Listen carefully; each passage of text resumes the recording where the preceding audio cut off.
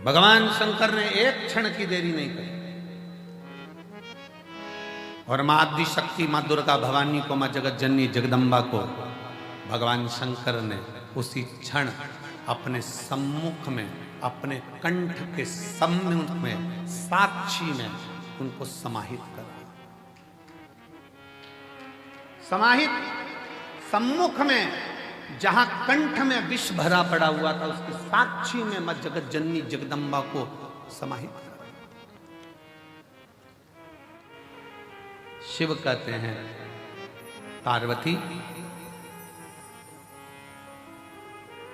आज गंगा जी के रुदन को देखकर मेरा मन व्यथित हुआ, पर आज मैं वचन देता हूं कि गंगा का जल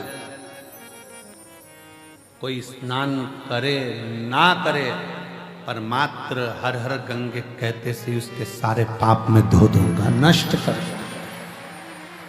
हर हर गंगे कहते से मैं उसके पापों को समाप्त कर दूंगा, उसके दुखों को समाप्त कर दूंगा।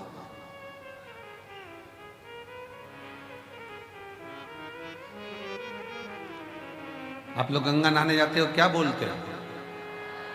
जम के बोलो जरा, हर हर गंगा। मैं उसको उसी क्षण पापों से मुक्ति दे रहे थे, उसी क्षण उसके दुखों का निवारण कर। और हम तो कहेंगे आप सबसे, चाहे घर में नहाओ, चाहे तीर्थ में नहाओ, चाहे कुबेरेश्वर धाम पर नहाओ, चाहे कहीं पवित्र नदी पर जाकर स्नान करने जाओ, नहाओ, पर वहाँ पर भी एक बार जम के चिल्लाकर पानी पहला डब्बा जैसे ही सिर पे जाए, पहला डब्बा जैसे ऊपर जाए, वैसे ही चिल्लाए, हर हर गंगे। कम से कम गंगा मैया हमारे पूर्व के पाप को काटती तो जाए।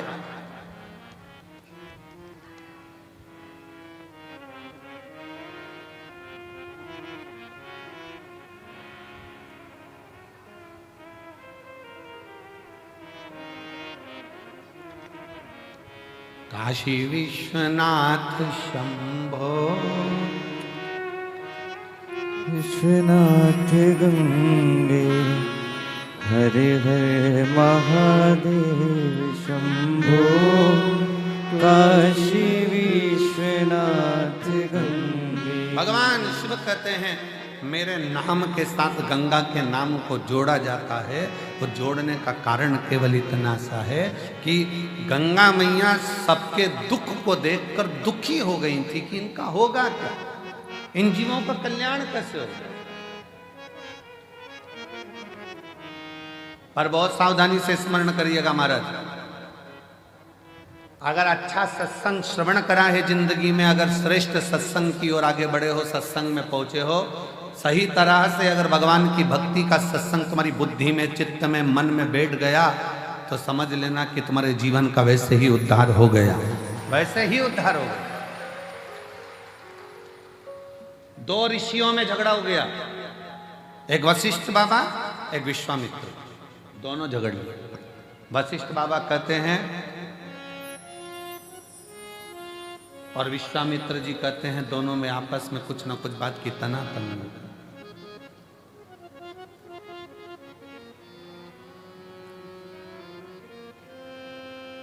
विश्वामित्र जी कह रहे हैं कि तप बढ़ा, वशिष्ठ बाबा कहते हैं भगवान शंकर का जो सत्संग, शिव की जो कथा, शिव महापुराण की जो कथा, वशिष्ठ बाबा कहते हैं कि ये शिव नाम का सत्संग, शिव पुराण, भगवत भजन, ये बड़ा है, सत्संग बड़ा। दोनों में झगड़ा हो गया। दोनों झगड़ा करते करते ब्रह्मा जी के पास पहुंच गए।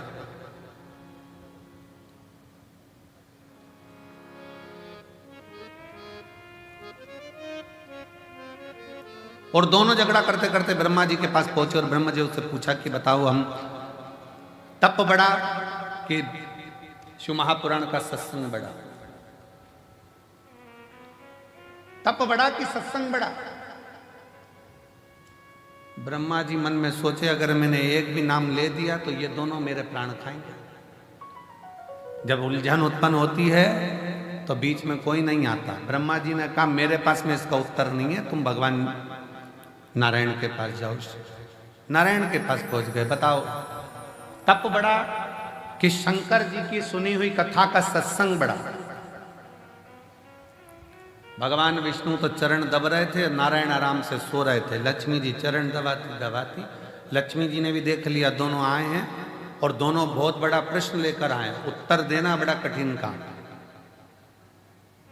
तप का बोलेंगे तो सत्संग छूट जाएगा, सत्संग का बोलेंगे तो तप छूट जाएगा। कहां करा जाए?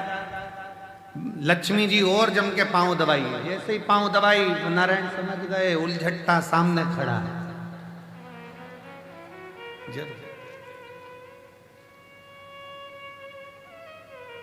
जब दुकान पर जाओ सामान खरीदने के लिए और दुकान का मालिक दो तरह से चाय की आवाज लगाता है।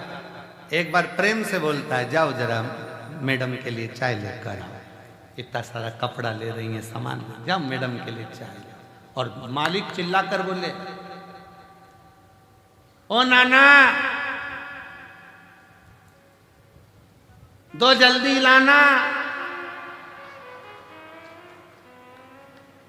समझ लेना, वो समझ गया। चली जाए तब आना। और नाना गया चाय लेने, और जब मैडम चली गई और कह रहे मैडम बैठो तो थोड़ा थोड़ा रुको, तो थोड़ा रुको, थोड़ा बैठो। अब हम बोले नाना हमको तो जाना है, हमको तो जाना है। ओ नाना दो चाय जल्दी। गया नाना, क्योंकि नाना को पहले से सिखा के रखा था चले जाना आराम से घर घूम के आ जाना, थोड़ी देर बाद जैसे चाय लेने जाए फिर हम बुलाए तब गए। लक्ष्मी जी ने चरण दबाया, अच्छी तेजी से जम के जो चरण दबाया भगवान समझ गए कोई उलझट्टा सामने खड़ा है, जरूर कोई बात। लक्ष्मी जी पर भगवान ने सोचा कि आज एक नहीं दो आए हैं, सामने जाकर प्रणाम तो करूं। भगवान नारायण उठकर बैठ गए। वशिष्ठ बाबा को विश्वामित्र जी को नमन करके बोले कैसे आना होगा? प्रश्न तप बड़ा कि शिव जी की कथा का सत्संग बड़ा। भगवान नारायण ने कहा इतनी छोटा सा प्रश्न का उत्तर मैं दूंगा, अब तुम जो प्रश्न टीचर के लायक है वो टीचर से पूछो, जो प्रोफेसर के लायक है वो प्रोफेसर से पूछो।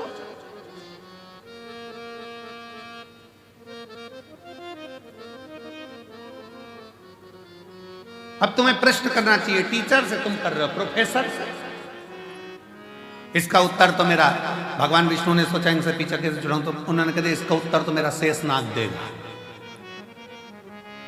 अब शेषनाग हजार फण से लाखों आंखों से शेषनाग भगवान नारायण को देख रहे, प्रभु मुझे उलझा दिया, मुझे।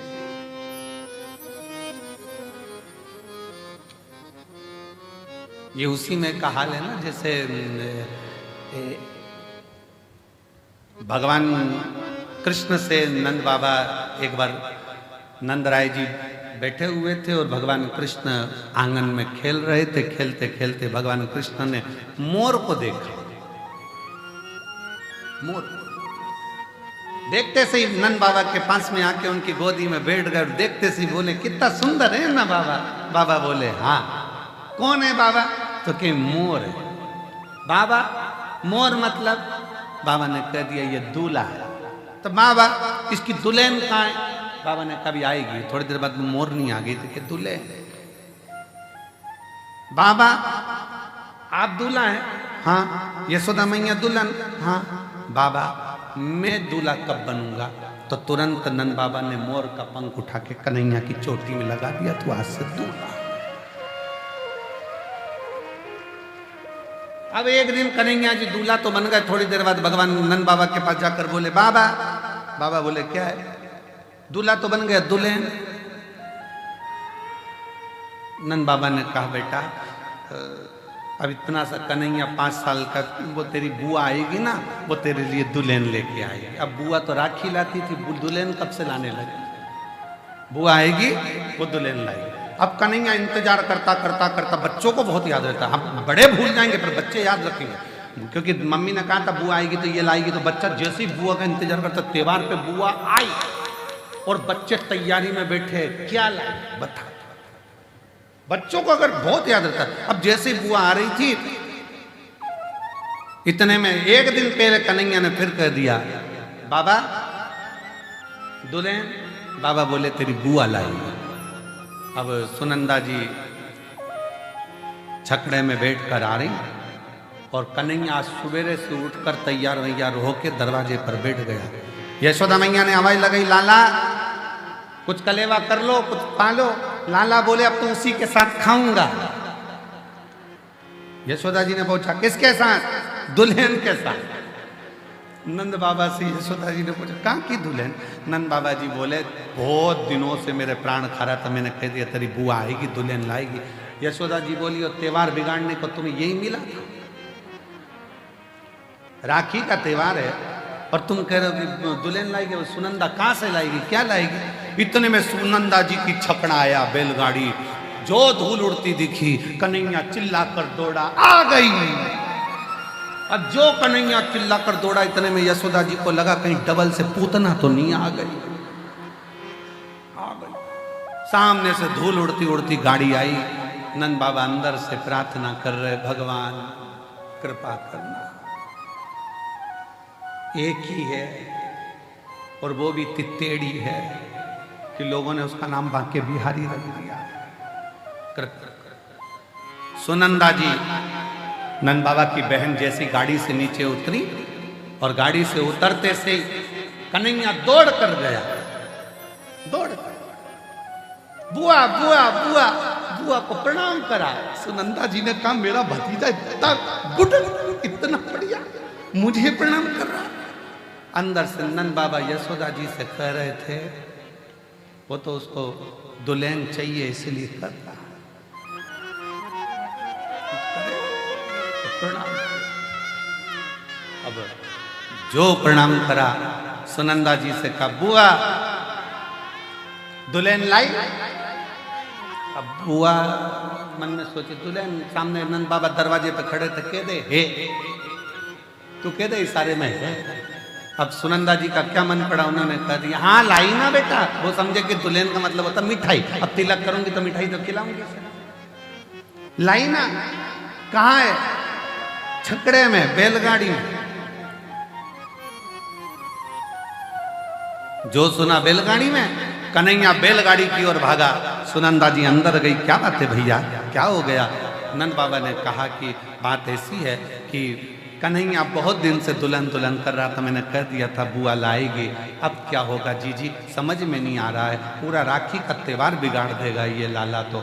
इतने में सुनंदा जी बोली तुम चिंता मत करो, मैं आ रही थी बरसाना से तो वहाँ पर ब्रजभानु जी की छोरी बोली कि काकी कहाँ जा रही है, तो कहा मायके, अब की बार मुझे भी घुमा ला, मैं उसको अब की बार छकड़े में बिठा कर ले आई हूँ,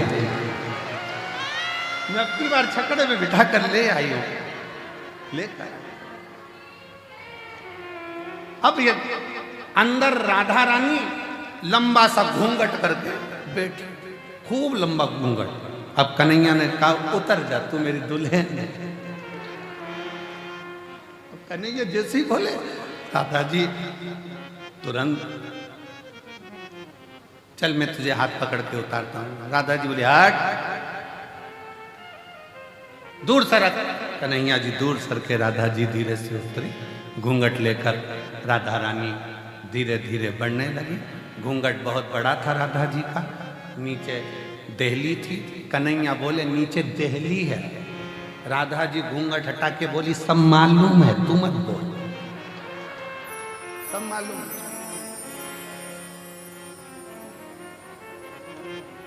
यशोदा जी ने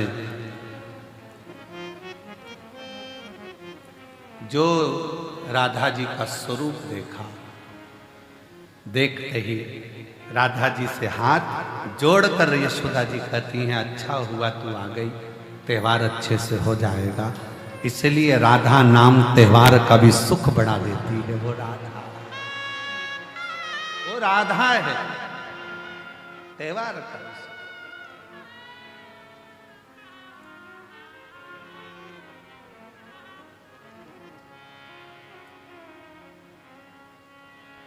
कभी उलझन उत्पन्न हो जाता है तो टाला जाता है।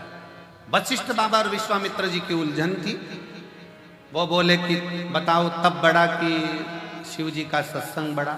उलझन, दोनों उलझन।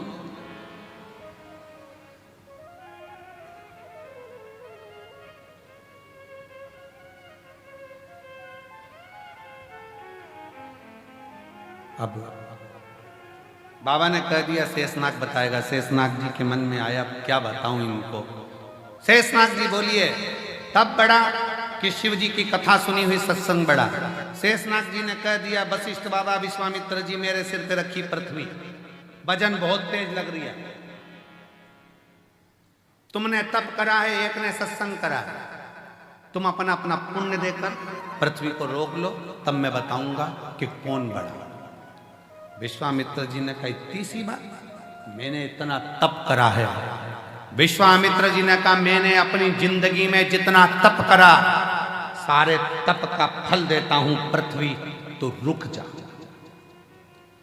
पृथ्वी नहीं रुकी, घूमती रही शेषनाग जी के खंड पर, नहीं रुकी।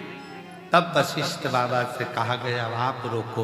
वशिष्ठ जी ने कहा मैंने जो शिव पुराण श्रवण करी है, सत्संग सुना है, उसका 7 दिन का तो नहीं, पूरे 1 दिन का भी नहीं, केवल 1 मिनट का फल देता हूं, रुक जा। और पृथ्वी रुक गई। सत्संग का फल कितना बड़ा है कि 7 दिन का भी नहीं, 1 दिन में भी आधा, केवल आधा पल मैं तुझे सत्संग का देता हूं, रुक।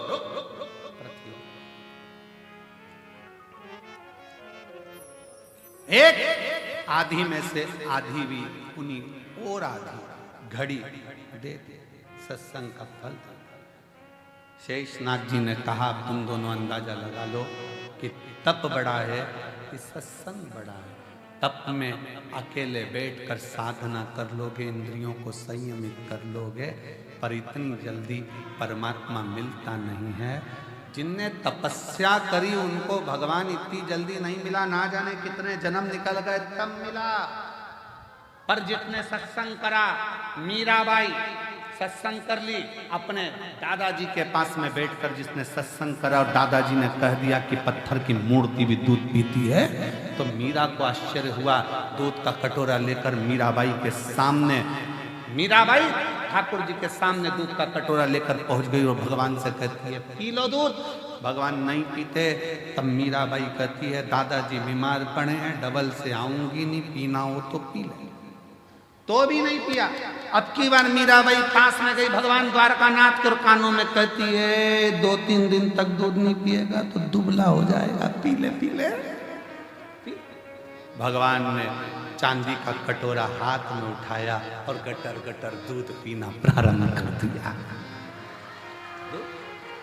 खाली बर्तन को अंगूठी से बजाती बजाती मीराबाई, अंगूठी से बजाती बजाती मीराबाई जब अपने दादाजी के पास में आई, दादाजी का स्वास्थ्य देखने के लिए बहुत सारे बैठे थे, तो पूछा दादाजी ने क्यों मीरा तो कुछ प्रसाद लाई? मीराबाई बोली वो तो छोड़ा ही नहीं, पूरा पी गया। दादाजी हंस के बोले पागलों जैसी बात मत करो, पत्थर की मूर्ति द्वारकाधीश, मैं रोज भोग लगाता था, कभी आके नहीं पिया, कैसे पी गया? तू पी गई होगी। गांव के लोग हंसने लगे मीराबाई को कि यही दूध ले गई थी, यही पी गई होगी, कोई पत्थर की मूर्ति दूध पीती है? मीराबाई ने कहा फालतू का इल्जाम मत लगाना, चलकर देख लो, अब भी पिलाकर बता देती हूँ। सारा गांव इकट्ठा हो गया, मीराबाई ने कटोरा रख दिया, भगवान से कहा पी लो, मुझ पे गलत इल्जाम लग रहा है, मैं कोई दूध के पात्र का दूध पीऊंगी, पी लो। भगवान आए नहीं, मीराबाई की आंखों में जल भर गया। भगवान के कानों के पास में जाकर कहा दूध पी ले, तेरे को तेरे बाप की सौगंध है। भगवान ने कटोरा उठाया, सबके सामने चांदी का कटोरा उठाकर भगवान गिरधारी गोपाला मेरा दूध पी गया, सबके सामने। सत्संग का प्रभाव। मीराबाई ने कहा जब मेरे दादाजी भगवान की पत्थर की मूर्ति को भी दूध पिलाने की सामर्थ्यता रख सकते हैं, तो गुरु ऐसा ढूंढूंगी जो मुझे गिरधारी से मिला देगा। संत रविदास जी मिल गए जिन्होंने गिरधारी से मिला दिया। गिरधारी से।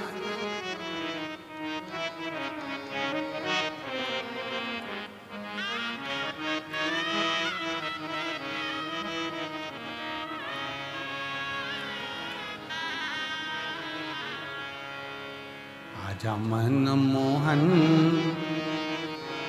मीरा मीरा ए मीरा ए मीरा ए मीरा ए मीरा आजा मन मोहन मीरा मिड़त नी बुलावे आजा मन मोहन मीरा मिड़तड़ी बुलावे आजा मन मोहन मीरा मिड़त नी बुलावे आजा मन मोहन मीरा मिड़तड़ी बुलाए ओ मीरा भाई बुलावे थाने दासी समझावे रे मीरा भाई बुलावे थाने दासी बुलावे रे